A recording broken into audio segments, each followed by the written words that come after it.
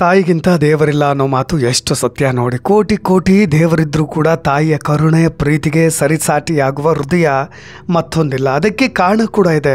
ಯಾಕೆ ಈ ಘಟನೆಯ ಬಗ್ಗೆ ನಾನು ಹೇಳ್ತಾ ಇದ್ದೀನಿ ಅಂದರೆ, ತಾನೂ ಕೂಡ ಸಾವು ಬದುಕಿನ ನಡುವೆ ಹೋರಾಡ್ತಾ ಇದ್ದರು. ಆ ತಾಯಿ ತನ್ನನ್ನು ಬಿಟ್ಟು ಬಿಡಿ, ತನ್ನ ರಕ್ಷಣೆಯನ್ನು ಮಾಡೋದು ಬಿಡಿ, ಮೊದಲು ತನ್ನ ಪುಟ್ಟ ಕಂದಮ್ಮನನ್ನು ಮೊದಲು ರಕ್ಷಣೆ ಮಾಡಿ ಅಂತ ಅಂಗಲಾಸ್ತಿರೋ ದೃಶ್ಯಗಳು ಮಾತ್ರ ಎಂಥವರ ಕಳು ಹಿಂಡು ಬಿಡ್ತವೆ. ಸತತ 10 ಗಂಟೆಗಳ ಕಾಲ ತಾಯಿಯ ಮಡಿಲಿನಲ್ಲಿ ಬಹಳಷ್ಟು ಸೇಫ್ ಆಗಿದ್ದಂತಹ ಮಗು, ಅದಕ್ಕೆ ರಕ್ಷಣೆ ಕೊಟ್ಟಂಥ ತಾಯಿ, ನನ್ನನ್ನು ರಕ್ಷಣೆ ಮಾಡಬೇಡಿ, ತನ್ನ ಮಗುವನ್ನು ರಕ್ಷಣೆ ಮಾಡಿ, ಆ ಜೀವ ಉಳಿದ್ರೆ ಸಾಕು ಅನ್ನೋ ಮಟ್ಟಿಗೆ ನಳಾಡ್ತಾ ಇದ್ದಂಥ, ಅಂಗಲಾಸ್ತಿದ್ದಂಥ, ಬೇಡಿಕೊಳ್ದಿದ್ದಂಥ ತಾಯಿಯ ಕಥೆ ಇದು. ಸ್ನೇಹಿತರೆ, ನಾನು ನಿಮ್ಮ ರಾಕೇಶ್ ಶಾರುಂಡಿ.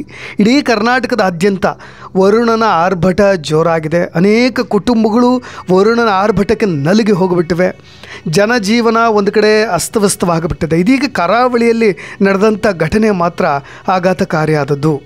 ತಾಯಿ ಮಗುವಿನ ಕರುಳ ಸಂಬಂಧ ಎಂತಹ ಶ್ರೇಷ್ಠ ಅನ್ನೋದನ್ನು ಸಾರಿ ಸಾರಿ ಹೇಳುವಂಥದ್ದು.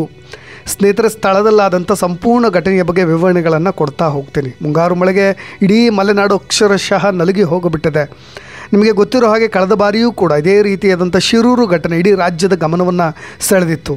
ಅನೇಕ ಬಾರಿ ಮಳೆಗಾಲದಲ್ಲಿ ಈ ಥರದ ಒಂದಿಲ್ಲೊಂದು ಘಟನೆಗಳು ನಡೀತಲೇ ಇರುತ್ತೆ. ಮುಂಜಾಗ್ರತೆಯನ್ನು ವಹಿಸಬೇಕು, ಭಾಳಷ್ಟು ಎಚ್ಚರಿಕೆಯಿಂದ ಇರಬೇಕು.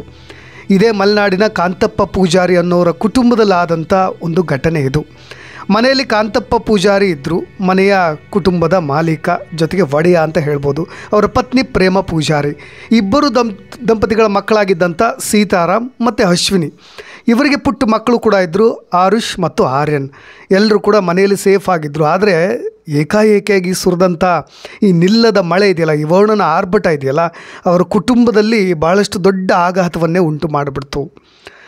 ಅಶ್ವಿನಿ ಪೂಜಾರಿಯವರು ಆ ಮಕ್ಕಳ ರಕ್ಷಣೆಗೋಸ್ಕರ ಮಾಡಿದಂಥ ತ್ಯಾಗ ಮಾತ್ರ ಇವತ್ತು ದೊಡ್ಡದು ಅಂತ ಹೇಳಿ ಭಾಳಷ್ಟು ಜನರು ಮಾತನಾಡ್ಕೊಳ್ತಾ ಇದ್ದಾರೆ. ಆದರೂ ಕೂಡ ಕೊನೆಗಾಗಿದ್ದು ಮಾತ್ರ ಭಾಳಷ್ಟು ಘೋರ, ಘನಘೋರ ಅಂತ ಹೇಳ್ಬೋದು. ಈ ಘಟನೆ ನಡೆದಿದ್ದು ಉಳ್ಳಾಲದ ಮಂಜುನಾಡಿ ಗ್ರಾಮದ ಉರುಮನೆ ಕೋಡಿ ಮದಪಹಾಡಿ ಎಂಬಲ್ಲಿ. ಬೆಳಗ್ಗೆ 6 ಗಂಟೆಯಿಂದ ರಕ್ಷಣಾ ಕಾರ್ಯಾಚರಣೆ ಇಲ್ಲಿವರೆಗೂ ನಿರಂತರವಾಗಿ ನಡೀತು. ಅದಕ್ಕೆ ಕಾರಣ ಕೂಡ ಇದೆ. ಏಕೆಂದರೆ ನಿರಂತರವಾಗಿ ಸುರಿದ ಮಳೆಯಿಂದ ಸುತ್ತಮುತ್ತಲ ಬೆಟ್ಟದ ಮೇಲಿಂದ ಮಣ್ಣು ಕುಸಿದು ಬಿದ್ದು ಸೀದಾ ಅವರ ಮನೆಯಲ್ಲಿ ಬಿದ್ದಿದೆ. ಅದಕ್ಕೋಸ್ಕರ ಅವ್ರ ಮನೆಯೂ ಕೂಡ ಕುಸಿದು ಅವಶೇಷಗಳ ಅಡಿಯಲ್ಲಿ ಇಡೀ ಕುಟುಂಬ ಸಿಲುಕೊಂಡಿದೆ. ಆರಂಭದಲ್ಲಿ ಮನೆಯ ಒಡೆಯನಾಗಿದ್ದಂಥ ಕಾಂತಪ್ಪ ಪೂಜಾರಿ ಅವರು ಕೂಡ ಸೇಫ್ ಆಗ್ತಾರೆ. ಆ ಪ್ರೇಮ ಪೂಜಾರಿ ಅವರು ಸ್ಥಳದಲ್ಲೇ ಸಾವನ್ನಪ್ಪಿಬಿಡ್ತಾರೆ. ಅದಾದ ಮೇಲೆ ಸೀತಾರಾಮ್, ಇಬ್ಬರು ದಂಪತಿಗಳ ಪುತ್ರನಾಗಿದ್ದಂಥ ಸೀತಾರಾಮ್ ಅವರು ಕೂಡ ಹೇಗೋ ರಕ್ಷಣಾ ಕಾರ್ಯಾಚರಣೆಯಿಂದ ಹೊರಗೆ ಬರ್ತಾರೆ. ಆದರೆ ಸೀತಾರಾಮ್ ಅವರ ಪತ್ನಿ ಅಶ್ವಿನಿ ಮತ್ತು ಆ ಇಬ್ಬರು ಮಕ್ಕಳು ಕೊನೆಯಲ್ಲಿ ಸಿಲುಕೊಂಡಿದ್ದು ಆ ಮನೆಯ ಗೋಡೆಯ ಕೆಳಗೆ. ಇಡೀ ರಾಜ್ಯದ ಗಮನ ಯಾಕೆ ಸೆಳೀತಾ ಇದೆ ಅಂತ ಹೇಳಿದ್ರೆ, ಆ ಸಂದರ್ಭ ಇದೆಯಲ್ವಾ, ಆ ಪುಟ್ಟ ಮಕ್ಕಳನ್ನು ತನ್ನ ಮಡ್ನಲ್ಲಿ ಇಟ್ಕೊಂಡಿತ್ತು. ಆ ಪುಟ್ಟ ಕಂದಮ್ಮ ಅಳ್ತಾನೇ ಇತ್ತು. ಆರಂಭದಲ್ಲಿ 1.5 ವರ್ಷದ ಮಗು ಅಳೋದನ್ನು ನೋಡಿದ್ರೆ ಎಂಥವರ ಕಳು ಚುರುಕು ಅನ್ನುತ್ತೆ ಅಂತ ನಾನು ಯಾಕೆ ಹೇಳ್ತಾ ಇದ್ದೀನಿ ಅಂದರೆ, ಒಂದು ಮಗು ಇನ್ನೊಂದು ಕಡೆ ಸಂಪೂರ್ಣವಾಗಿ ಅರೆಪ್ರಜ್ಞಾವಸ್ಥೆಯಲ್ಲಿದೆ, ಇನ್ನೊಂದು ಮಗು ಮಾತ್ರ ಕಣ್ಬಿಟ್ಟು ನೋಡ್ತಾ ಇದೆ. ಆ ತಾಯಿ ಕೂಡ ಆರಂಭದಲ್ಲಿ ನಿತ್ರಾಣರಾಗಿ ಹೋಗಿಬಿಟ್ಟಿದ್ರು. ಅದಾದಮೇಲೆ ಪ್ರಜ್ಞೆ ಬಂದ ನಂತರ ಕೂಗ್ಕೊಳ್ತಾ ಇದ್ರು, ಯಾರಾದರೂ ಬನ್ನಿ, ಎಲ್ಲಿದ್ದೀರಿ ಅಂತ. ಅವರ ತುಳು ಭಾಷೆಯಲ್ಲೇ ಪ್ರಜ್ಞೆ ಬಂದರ ನಂತರ ಆ ತಾಯಿ ನಳಾಡ್ತಾಯಿದ್ರು, ಯಾರಾದರೂ ಬಂದು ತನ್ನನ್ನು ರಕ್ಷಣೆ ಮಾಡ್ತಾರೆ ಅಂತ. ಒಂದು ಮಗುಗೆ ನಾನು ಆರಂಭದಲ್ಲಿ ಹೇಳಿದಾಗ ಯಾವುದೇ ಚಲನವಲನಗಳು ಕೂಡ ಆರಂಭದಲ್ಲಿ ಇರಲಿಲ್ಲ. ಯಾಕೆಂದರೆ ಭಾರ ಹೆಚ್ಚಾಗಿದ್ದರಿಂದ ಮೇಲ್ಛಾವಣಿ ಆಕೆ ದೇಹದ ಮೇಲೆ ಬಿದ್ದಿದೆ. ನೀವು ಆ ದೃಶ್ಯಗಳಲ್ಲಿ ಗಮನ ಹರಿಸೋದಾದರೆ ಆ ತಾಯಿಯ ಮೇಲ್ಭಾಗದಲ್ಲಿ ಆ ಮೇಲ್ಛಾವಣಿ ಪೂರ್ತಿ ಆ ಮಟ್ಟಿಗಿನ ಗೋಡೆ ಅಂತ ಹೇಳಿದ್ರೆ ಅದ್ರ ವೆಯ್ಟ್ ಎಷ್ಟಿರುತ್ತೆ ನೀವು ಹೇಳ್ಬೋದು, ಅಪಚಯ ಆಗ್ತಕ್ಕಂಥ ಸಂದರ್ಭ. ಆದರೂ ಕೂಡ ಆ ತಾಯಿ ಆ ಮಕ್ಕಳನ್ನು ತನ್ನ ಕಂಕಳಲ್ಲಿ ಇಟ್ಕೊಂಡು, ತನ್ನ ಒಡ್ಲಲ್ಲಿ ಇಟ್ಕೊಂಡು ರಕ್ಷಣೆ ಮಾಡ್ತಾ ಇರ್ತಕ್ಕಂಥದ್ದು. 6 ಗಂಟೆಯಿಂದ ಆ ತಾಯಿ ಮಕ್ಕಳಿಗೆ ಪ್ರಾಣ ಹೊತ್ತೆ ಇಟ್ಟು ರಕ್ಷಣೆ ಮಾಡ್ತಾಯಿದ್ರು. ಅದಾದ ಮೇಲೆ SDRF ಬಂತು, NDRF ಬಂತು. ತಕ್ಷಣಕ್ಕೆ ಆ ಜಾಗದಿಂದ ಅವ್ರನ್ನ ಹೇಗಾದರೂ ಮಾಡಿ ರಕ್ಷಣೆ ಮಾಡಬೇಕು ಅಂತ ಒಂದಿಷ್ಟು ಆಕ್ಸಿಜನ್ ವ್ಯವಸ್ಥೆಯನ್ನು ಕೂಡ ಮಾಡಲಾಯಿತು. ಆದರೆ ಆ ಜಾಗದ ವ್ಯವಸ್ಥೆಯೂ ಕೂಡ ಅವರಿಗೆ ತೊಡಕಾಗ್ತಾ ಇದ್ದಿದ್ದು ಕಾರ್ಯಾಚರಣೆಗೆ.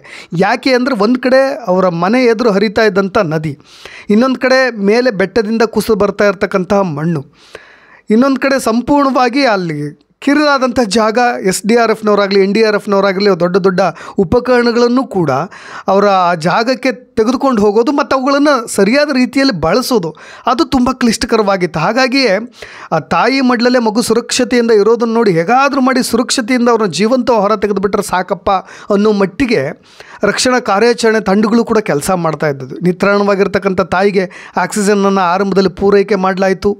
ಅಲ್ಲಿದ್ದಂಥ ಸುತ್ತಲೂ ಸೇರಿದಂಥ ಕ್ರೌಡ್ಗಳು ಹೇಳ್ತಾ ಇದ್ದಿದ್ದು ಅಷ್ಟೇ, ಸುತ್ತಮುತ್ತ ಅಡಿಕೆ ತೋಟದ ಪ್ರದೇಶ, ಗುಡ್ಡ, ಎದುರಿಗಿರೋ ನದಿ ಇವೆಲ್ಲವೂ ಕೂಡ ತೊಡಕು ಮಾಡ್ತಾ ಇದ್ದಾವೆ, ಸ್ವಲ್ಪ ಫ್ರೀ ಮಾಡಿಕೊಟ್ರೆ ಆ ತಾಯಿ ಆ ಮಗುವನ್ನು ರಕ್ಷಣೆ ಮಾಡಬಹುದು ಅಂತ. ಇನ್ನೊಂದು ಕಡೆ ಈ ಕುಟುಂಬದ ನನ್ನ ಯಜಮಾನ ಹೇಳಿದ್ನಲ್ಲ, ಅವರು ಕೂಡ ಭಾಳಷ್ಟು ಆ ಸಾವು ಬದುಕಿನ ನಡುವೆ ಹೋರಾಡ್ತಾ ಇರ್ತಕ್ಕಂಥ ತಾಯಿಯನ್ನು ಬದುಕಿಸ್ಕೊಳ್ಬೇಕು ಅಂತ ಹೋರಾಡ್ತಾ ಇದ್ರು. ಇನ್ನೊಂದು ಕಡೆ ರೀ ಎಲ್ಲಿದ್ದೀರಾ, ಬನ್ನಿ ಬನ್ನಿ ಅಂತ ಗೋಗರಿತಾ ಇದ್ದಂಥ ತಾಯಿ ಜೊತೆಗೆ ರಕ್ಷಣೆ ಮಾಡ್ಲಿಕ್ಕೆ ಮುಂದಾಗ್ತಾ ಇದ್ದವ್ರಿಗೂ ಕೂಡ ಮತ್ತೊಂದಿಷ್ಟು ಹೇಳ್ತಾ ಇದ್ದಿದ್ದು, ಇಲ್ಲ ನನ್ನನ್ನು ಬಿಟ್ಟು ಬಿಡಿ, ಆ ಮಕ್ಕಳನ್ನು ಮಾತ್ರ ರಕ್ಷಣೆ ಮಾಡಿ ಅಂತ.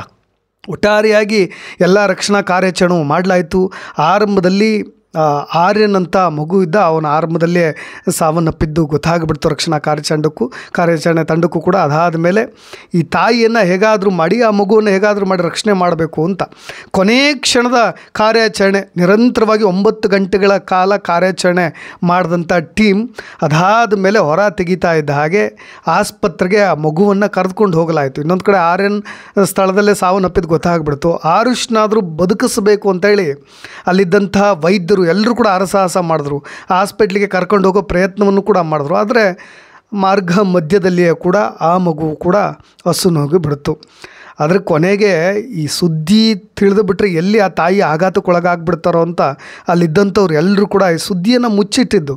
ಅದಾದಮೇಲೆ ತಾಯಿ ಪರಿತಪಿಸ್ತಾ ಇದ್ದರು, ನರಳಾಡ್ತಾ ಇದ್ದರು, ಗೋಗೊರಿತಾ ಇದ್ದರು, ನನ್ನ ಮಕ್ಕಳು ಇನ್ನೂ ಕೂಡ ಬದುಕಿದ್ದಾವೆ ಅನ್ನೋದನ್ನು ಅವರು ನಂಬಿದ್ದಾರೆ. ಕೊನೆಯಲ್ಲಿ ಅವ್ರು ಕೇಳೋ ಪ್ರಶ್ನೆಗಳಿಗೆ ಅಲ್ಲಿದ್ದಂಥವ್ರು ಏನು ಉತ್ತರ ಕೊಡಬೇಕು, ಎಲ್ಲಿದ್ದಾರೆ ನನ್ನ ಮಕ್ಕಳು ಎಲ್ಲಿದ್ದಾರೆ ಅಂತ ಹುಡುಕಾಡ್ತಾ ಇದ್ರಂತೆ.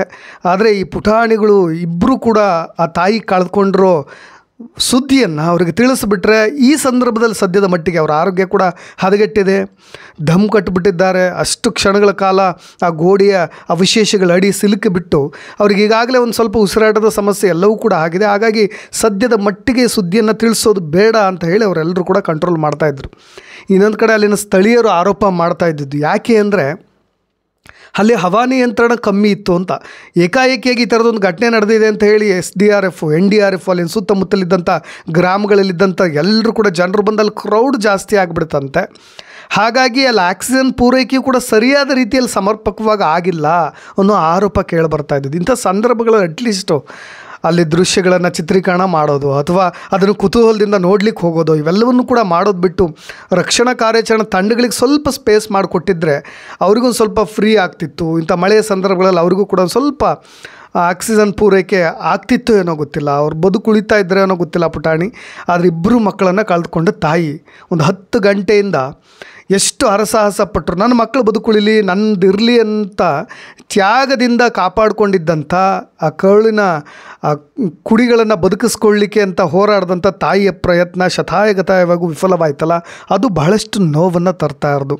ಹಾಗಾಗಿ ಮನಕಲುಕುವ ಘಟನೆ ಅಂತ ನಾನು ಆರಂಭದಲ್ಲಿ ಹೇಳಿದ್ದು.